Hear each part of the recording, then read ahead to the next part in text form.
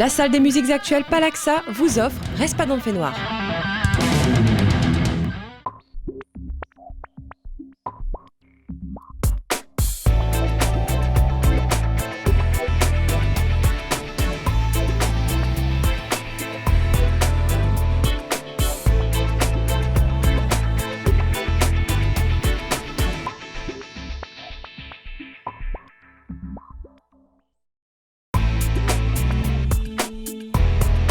Salut à vous tous amis musicovores et merci de me rejoindre pour ce nouveau numéro de Respadon de Noir. Cette semaine, on s'imprègne de l'univers de Warfield. 2005-2015, soit une dizaine d'années à propager leur style porté par le métal et très proche cependant des racines musicales réunionnaises. Warfield est une des formations classées underground qui a pu sortir de l'ombre avec une mixture épatante appelée le métal extrême tribal. Ils ont propagé ce style sur différentes scènes ici à La Réunion, avec notamment Inner Terrestrial ou encore Sepultura, mais aussi de par le monde entier. Et c'est aussi à travers de nombreuses collaborations comme en 2014 avec l'Indigo et leur Maloya traditionnel que Warfield démontre l'ouverture du milieu rock et des possibilités infinies de métissage. Un état d'esprit que défend à corps et à cri Warfield est reconnu car le groupe en effet a déjà été remarqué au Yoma et aux Inuits de Bourges et 2015 sera aussi l'année du deuxième album. Si vous ne connaissez pas encore, je vous invite à vous poser un instant et à découvrir avec moi. On va accueillir Warfield. C'est parti pour Tangati.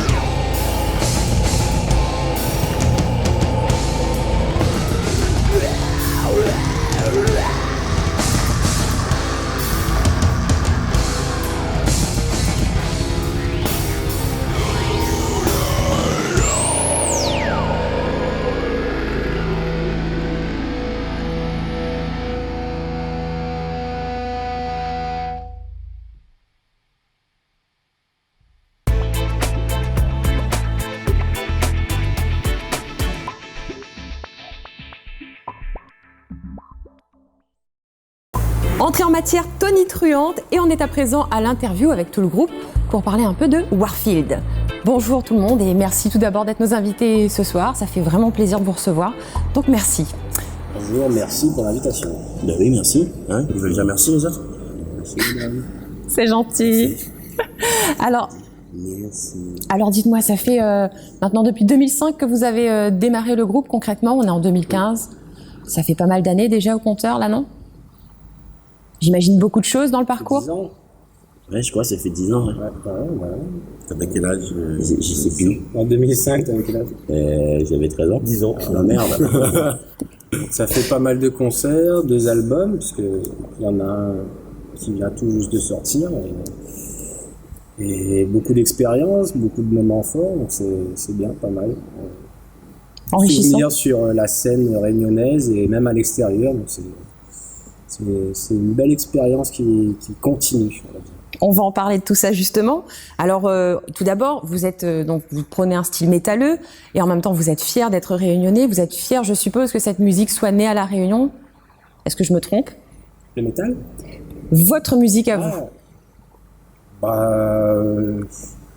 Que dire? Je pense au Métalloya par exemple. On est content de la musique qu'on fait. Après, voilà, on n'a pas trop réfléchi. En fait, tout s'est fait spontanément. On fait de la musique qui nous ressemble et qui ressemble à la Réunion, c'est-à-dire qui est pas droite, qui est pas plate, qui est comme les montagnes, qui est comme les bas, et voilà quoi. Tant qu'il y a de l'énergie et que on s'éclate et que on déchire tout, voilà. Tu parles d'énergie, est-ce que je me trompe si je dis que le Métalloya c'est un peu l'union de deux puissances, le métal, le maloya? Est-ce que vous partagez cette opinion? Bah oui, c'est l'idée. Hein. C'est de prendre 2 musiques qui sont quand même de base violentes entre guillemets, dans la portée des messages qui vont être véhiculés. Je sais pas si vous êtes d'accord avec moi. Ouais. Quand même. Et mis ensemble, ça fait justement une énergie particulière et c'est tout l'intérêt de ce mélange-là. Votre musique, en fait, vous l'avez déjà aussi portée à l'extérieur de l'île. Vous avez aussi joué beaucoup à La Réunion, notamment avec des groupes connus comme Inner Terrestrial ou encore Sepultura. Donc, pardon? Sidi Larsen, Black Bomba. Ça en fait. Oui, on a Zulafix. Ouais. C'est que toutes ces collaborations, est-ce que vous en retirez quelque chose comme pour vous, pour votre musique, est-ce que ça change quelque chose? Au niveau personnel, moi je sais que à chaque fois j'ai discuté avec les batteurs, les musiciens, des gars qui étaient tous super sympas, qui m'ont permis de grandir, d'aller voir un peu plus loin, de me familiariser avec la scène dans cette démarche de professionnalisation et de pouvoir donner le meilleur de moi-même tout le temps. Et puis ça fait toujours plaisir de voir des groupes qu'on écoutait avant, et surtout Sepultura, je pense, c'est devant 3000 personnes à monter, enfin c'était un moment assez unique, énorme. Et au niveau musical, est-ce que ça influence vos compositions à vous? Ou est-ce que vos compositions, c'est purement... C'est pas le fait d'avoir joué avec eux qui a influencé. Par exemple, Sepultura ou Zulafix, c'est des groupes que moi j'écoutais déjà avant. On a tous des univers différents, mais je pense que l'influence, elle se fait de par notre culture musicale personnelle. Ouais, l'influence, elle se fait en amont, évidemment. Quoi. Ouais, on lui passe un micro. L'influence, elle se fait en amont. Après, sur La Réunion, c'est une chance parce que rencontrer les groupes dans un cadre comme La Réunion, c'est une chance aussi. Parce que tu découvres des musiciens vachement plus ouverts que si tu les rencontrais ailleurs sur la planète, en fait. C'est petit ici. L'état d'esprit. Là, tu vois. Ils sont vachement plus ouverts et du coup, il y a vraiment un échange qui se passe, quoi. C'est plus simple de créer un lien. C'est plus simple de créer des liens avec les musiciens qui viennent sur La Réunion dans ce petit cocon qui est magnifique, hein, où on se sent bien, où on s'ouvre d'autant plus du coup. D'ailleurs, ça ouvre aussi des opportunités, quand il y a eu la venue de Le Blast, que tu connaissais d'ailleurs personnellement, avec Stéphane Berrier. Pour nous, ça a permis d'aboutir un peu sur ce nouvel opus, Seven Skin, qui a été mixé et réampé par Stéphane Berrier en métropole. Voilà. Après des prises effectuées à La Réunion, on envoyait tout ça là-bas chez lui et Et tout ça, c'était possible grâce à ce fameux repas. À toutes ces rencontres. On n'a pas eu l'occasion de jouer avec le boss, mais on a pu les rencontrer, discuter, échanger, passer un super bon moment. Gagner patate. Et c'est ça qui a changé. Et ouais, c'est ça. Et comme on sait bien cuisiner, forcément, bon bah un ouais, bouquet de patates, ça change tout en fait. C'est bien orienté quoi. C'est l'essence même. Et en plus d'avoir mixé, réampé, il a même posé le grognement sur un morceau, donc ça c'est une surprise à pas manquer quoi. Donc allez acheter l'album. Alors rappelle-moi un petit peu, il s'appelle Seven Skins. Donc ça c'est votre deuxième album et le premier c'était 1848 sans mêler. Vous avez donc un style musical vraiment particulier, vous avez des collaborations, vous bougez beaucoup ici à La Réunion, à l'extérieur. Vous êtes en mouvement permanent, j'ai l'impression. Alors moi, je me demande, c'est quoi les prochains projets? Est-ce que vous avez déjà quelque chose en préparation pour fin 2015, pour 2016?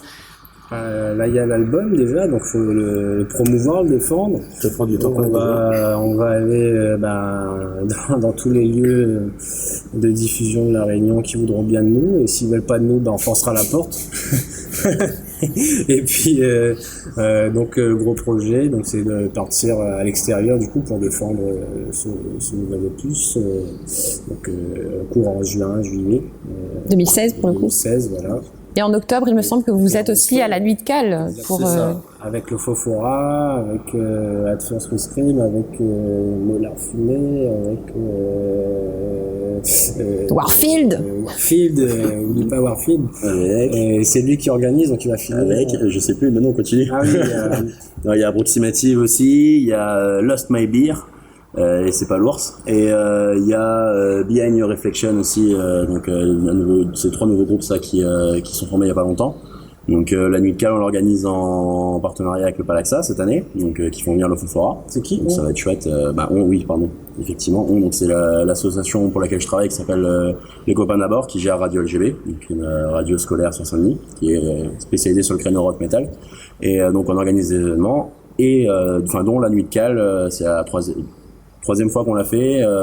C'est la 10e édition. Nous, ça fait 3 ans qu'on la gère et on espère qu'il y aura plein de monde, il y aura plein de groupes, ça va être une super soirée. On va faire une zombie walk le week-end d'avant et tout, donc ça va être cool. Ah non, point douter. Voilà, le 31 octobre. Alors on rappelle l'album Seven Skins, il est déjà disponible? Voilà, depuis le mois de septembre. Avec disponible en digipack et aussi sur internet, donc les plateformes de téléchargement payantes ou de streaming, voilà. Donc on peut le trouver partout. Un studiotique sur Saint-Denis, c'est ça, Studio W, exactement. Voilà. Eh ben, j'espère que tout est bien Et noté. lors des concerts. Forcément. Alors maintenant, je vais vous dire merci et on va faire la place pour le deuxième morceau que vous allez nous jouer. Il s'intitule Chikungunya, c'est ça? C'est cela. C'est ça. Est-ce qu'il a une histoire particulière?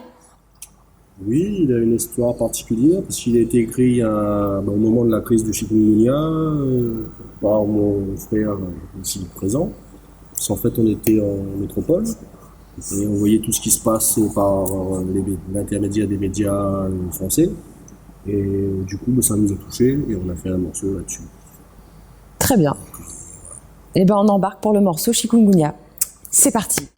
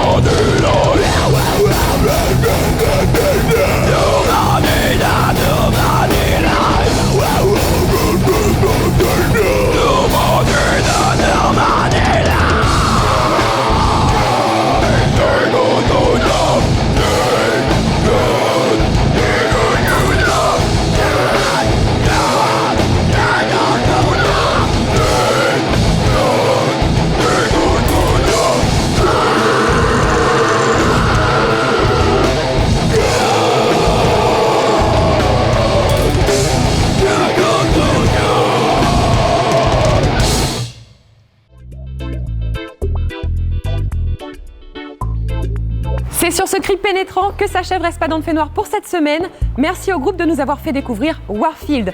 Et quant à nous à présent, on se dit à la semaine prochaine à la même heure, toujours sur la même scène, pour découvrir encore d'autres formations locales. Et je laisse le cri de la fin à Warfield.